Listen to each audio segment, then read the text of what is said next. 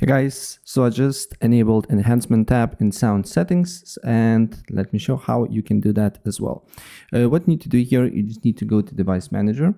On Device Manager, you need to look for Audio tab. So we can expand the Sound and Video and Game Controllers tab here. Then what you need to do here, you will see Realtek Audio. Then you just need to right click on it and disable device. Right, then do not restart it. Then what you need to do here is to right click again, go to update driver, select browse my computer for drivers, then select let me pick from a list of available drivers on my computer, and then make sure to select the high definition audio device and then install drivers. And after that, restart your computer and audio enhancements should be enabled. That's basically it. If I help you out, please press like button and subscribe for more. Take care. Bye.